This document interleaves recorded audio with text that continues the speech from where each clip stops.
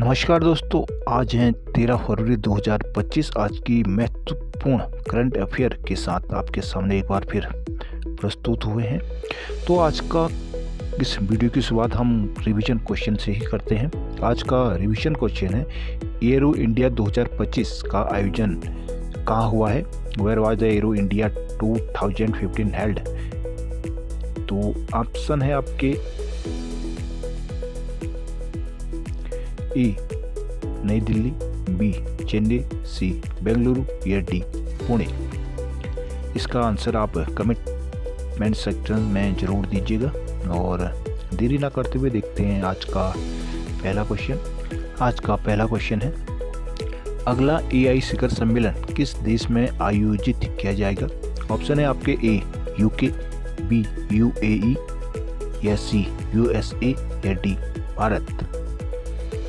Answer है D Bharat. Paris में AI शिखर सम्मेलन के दौरान प्रधानमंत्री नरेंद्र मोदी और फ्रांसीसी राष्ट्रपति इमैनुअल मैक्रोन की सह अध्यक्षता में पीएम मोदी ने घोषणा की कि भारत अगले एआई शिखर सम्मेलन की मेजबानी करेगा। उन्होंने एआई शासन ढांचे की स्थापना में वैश्विक सहयोग के महत्व पर भी वहां पर जोर दिया है। अगला क्वेश्चन है, हाल ही में राष्ट्रीय स्नूकर चैंपियनशिप का खिताब किसने जीता है? ऑप्शन है ए ब्रिजेश दमानी, बी पंकज आडवाणी, सी राहुल बनर्जी या डी इनमें से कोई नहीं। आंसर है बी पंकज आडवाणी। भारत के सबसे सफल स्नूकर खिलाड़ी पंकज आडवाणी ने राष्ट्रीय स्नूकर चैंपियनशिप का एक बार फिर जीत हासिल की है, जो उनके कैरियर का कुल मिलाकर 36वां राष्ट्रीय और 10वां पुरुष स्नूकर खिताब है। ओएनजीसी की तरफ से खेलने आडवाणी ने फाइनल में ब्रिजेश दमानी को हराया। इस प्रतियोगिता के प्रदर्शन के आधार पर ही एशियाई और विश्व चैंपियनशिप के लिए भारतीय टीम का चयन किया जाना है। अगला क्वेश्चन है, हाल ही में चेन्नई ओपन 2025 टेनिस का पुरुष एकल खिताब किसने जीता है? ऑप्शन है आपके ए रोहन बोपन्ना, बी कैरियन जैक्वेट, सी इलियास यमीर या डी इनमें से कोई नहीं। आंसर है आपका बी कैरियन जैक्वेट। फ्रांस के कैरियन जैक्वेट ने हाल ही में तमिलनाडु के नुंगम्बक्कम में STAT टेनिस स्टेडियम में फाइनल में स्वीडन के एलियास यमीर को हराकर चैंपियन ओपन 2025 टेनिस पुरुष एकल खिताब अपने नाम किया है। यह जैक्वेट का पहला ATP खिताब है। अगला क्वेश्चन है, 14वीं Asian fisheries and aquaculture forum का आयोजन कहाँ किया जा रहा है? ऑप्शन है A New Delhi, B Dhaka, C Dubai या डी मानिला। आंसर है ए नई दिल्ली। 14वां Asian fisheries and aquaculture forum 12 से 15 फरवरी के बीच नई दिल्ली में आयोजित किया जा रहा है। फोरम का आयोजन एशियन फिशरीज सोसाइटी AFS द्वारा भारतीय कृषि अनुसंधान परिषद ICAR के सहयोग से किया जाता है।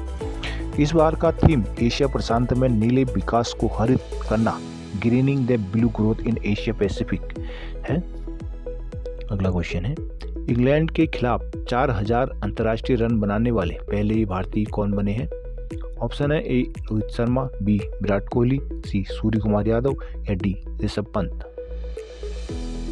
आंसर है बी विराट कोहली।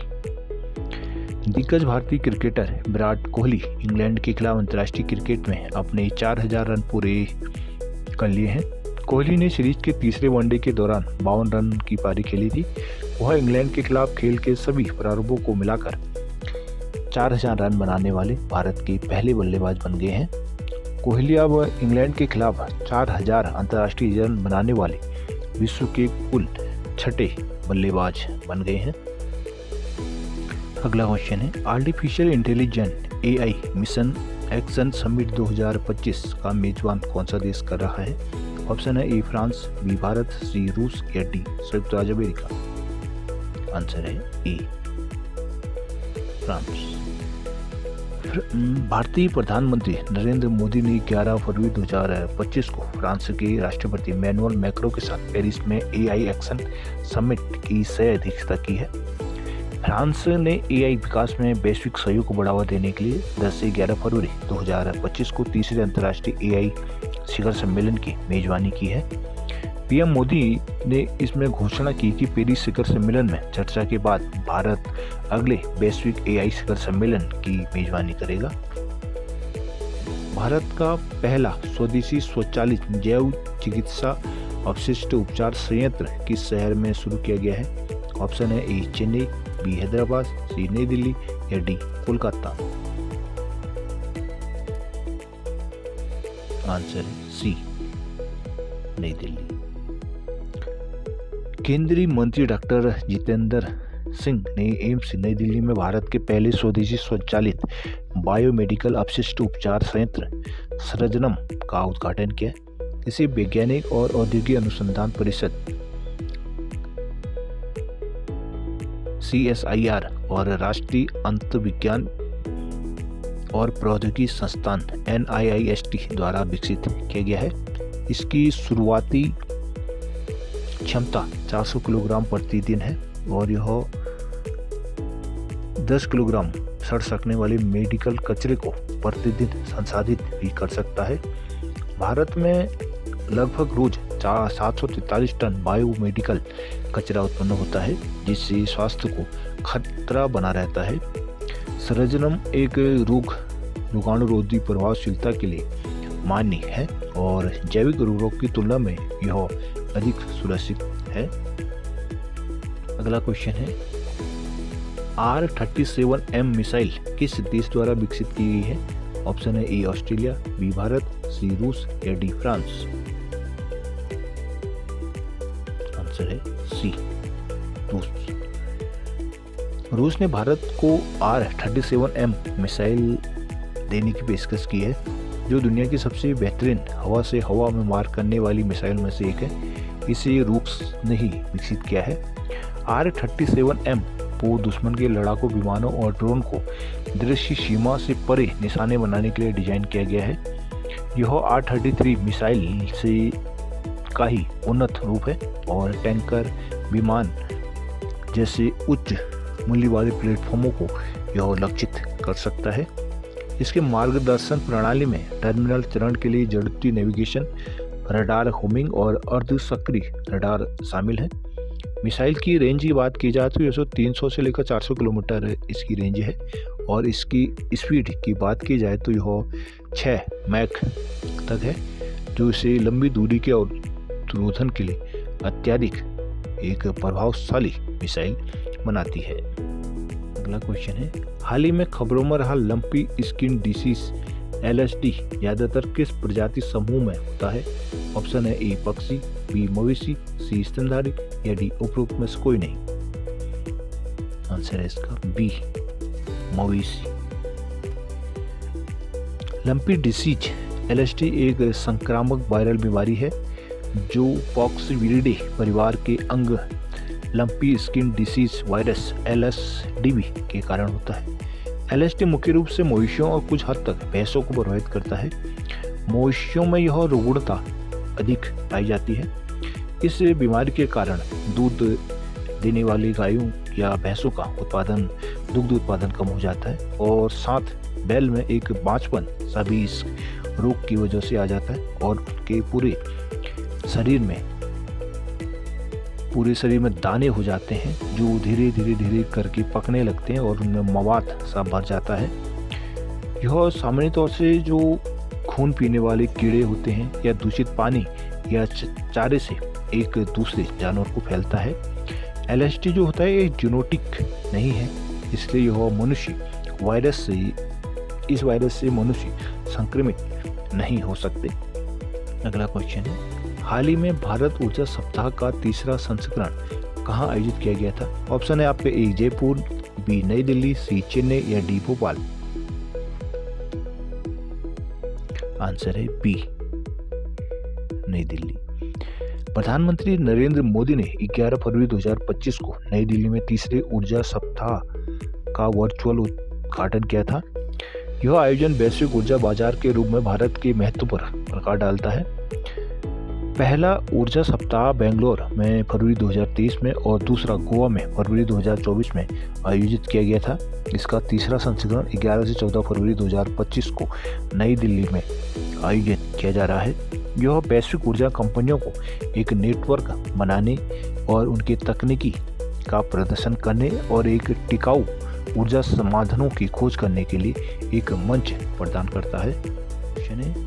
नई दिल्ली में यूनानी चिकित्सा नवाचार एक नई दिशा पर अंतर्राष्ट्रीय सम्मेलन का उद्घाटन किया गया है। यह किसके द्वारा किया गया? ऑप्शन है ए द्रौपदी मुर्मू, बी नरेंद्र मोदी, सी राजनाथ सिंह या डी अमित शाह। आंसर है ए द्रौपदी मुर्मू। महामहिम राष्ट्रपति श्रीमती द्रौपदी मुर्मू ने यूनानी दिवस के अवसर पर आज कल 11 फरवरी 2025 को नई दिल्ली में एकीकृत स्वास्थ्य समाधान के लिए यूनानी चिकित्सा में नवाचार एक नई दिशा पर अंतर्राष्ट्रीय सम्मेलन का उद्घाटन किया। राष्ट्रपति ने कहा कि हकीम अजमल खां को याद करने का यह एक अवसर है, जिनके सम्मान में 2016 से 11 फरवरी को यूनानी दिवस के रूप में मनाया जाता है। उन्होंने कहा कि हकीम अजमल खां ने भारत में यूनानी चिकित्सा पद्धति का प्रसार किया था। उन्होंने नवाचार के लिए कई उदाहरण भी प्रस्तुत किए हैं। उनके प्रयासों के कारण भारत में यूनानी चिकित्सा पद्धति को व्यापक रूप से अपनाया गया था। अगला क्वेश्चन है, भारत ने किस वायरस से बचाव के लिए दुनिया का पहला डीवा मार्कर टीका बनाया है? ए खुरपक्का, B lumpy virus, C Poxviridae या डी इनमें से कोई नहीं। आंसर है B lumpy virus. Lumpy virus के संक्रमण से मवेशियों को बचाने के लिए भारत ने दुनिया का पहला डीवा मार्कर टीका तैयार किया है। यह केंद्रीय औषधि मानक नियंत्रण संगठन CDSCO ने इसके लिए लाइसेंस को मंजूरी भी दे दी है। भारतीय कृषि अनुसंधान परिषद के सहयोग से हैदराबाद स्थित भारतीय बायोटेक की बायोवेट कंपनी ने टीके को तैयार किया है, जिसे बायो लंपी वैक्सीन नाम दिया गया है। लंपी वायरस, ये जो लंपी वायरस होता है यह मवेशियों में होता है और यह मवेशियों के शरीर में एक गांठ सी बना देता है, जो पॉक्स विरिडी परिवार के वायरस के कारण होता है। इसे नीथलिंग वायरस भी कहा जाता है। इससे त्वचा पर गांठ बन जाती है और मवेशियों को बुखार आने लगता है और उनकी लिम्फ नोड से होती है, उसमें सूजन सी आ जाती है, जिससे उनकी दूध की मात्रा में कमी और उनको चलने फिरने में भी कठिनाई होने लगती है। साथ ही वायरस जो है मच्छर, कीट और अन्य काटने वाले कीड़ों से भी फैलता है। उनके शरीर में जब ये गांठ सी बन जाती है वो धीरे धीरे पकने लगती है और उसमें मवाद सा आने लगता है और इस मवाद पर मच्छर, कीट अन्य जब बैठते हैं तो ये वायरस उनके थ्रू दूसरे मवेशियों में फैलने लगता है। अगला क्वेश्चन है, विश्व दलहन दिवस प्रतिवर्ष किस तिथि को मनाया जाता है? आंसर है ए 9 फरवरी, बी 10 फरवरी, सी 11 फरवरी या डी 12 फरवरी। आंसर है बी 10 फरवरी। प्रत्येक वर्ष 10 फरवरी को विश्व दलहन दिवस मनाया जाता है ताकि विश्व दलहन के पोषक और पोषक खाद्य स्रोत को वैश्विक स्तर पर महत्वपूर्ण माना जा सके। यह दिन दलहन के पोषण मूल्य, खाद्य सुरक्षा लाभ और मूल्य सूचकांक पर जोर देता है, जिससे सतत कृषि प्रणाली को बढ़ावा भी मिलता है। संयुक्त राष्ट्र द्वारा यह दिवस मानव स्वास्थ्य और मिट्टी की उर्वरता को बढ़ाने में दलहन की भूमिका को बढ़ावा देने के लिए और उनको एक मंच प्रदान करने के लिए मनाया जाता है। अगला क्वेश्चन है, सैम नुजूमा जिनका हाल ही में निधन हुआ है वे कौन थे? ऑप्शन है ए नामीबिया के प्रथम राष्ट्रपति, बी दक्षिण अफ्रीका के पूर्व प्रधानमंत्री या सी संयुक्त राष्ट्र के पूर्व सचिव या डी इंग्लैंड के पूर्व राष्ट्रपति। आंसर है इसका ए नामीबिया के प्रथम राष्ट्रपति। नामीबिया के प्रथम राष्ट्रपति और स्वतंत्रता संग्राम के प्रमुख नेता सैम नुजुमा का 10 फरवरी 2025 को 95 वर्ष की आयु में निधन हो गया है। उन्होंने 1990 में दक्षिण अफ्रीका से नामीबिया की आज़ादी में महत्वपूर्ण भूमिका निभाई थी और 15 वर्षों तक राष्ट्रपति पद पर भी वे कार्यरत रहे थे। उन्हें नामीबियन राष्ट्रपिता के नाम से भी जाना जाता है। उनके नेतृत्व में देश में लोकतंत्र, शांति और स्थिरता की स्थापना हुई थी। हालांकि उनके कार्यकाल में कुछ अपमानजनक बातें और प्रदर्शन भी उनके खिलाफ देखने को मिला है। तो दोस्तों, ये थे आज 13 फरवरी 2025 के डेली करंट अफेयर क्विज। और आशा करता हूँ ये वीडियो आपके लिए लाभदायक साबित होगी। और इसके शुरू में हमने एक रिवीजन क्वेश्चन पूछा था, जिसका आंसर आप कमेंट सेक्शन में दे सकते हैं। साथ ही इस तरह की वीडियो के लिए आप बेल आइकन को ज़रूर दबा लीजिएगा और सब्सक्राइब करना ना भूलिए। And thanks for watch.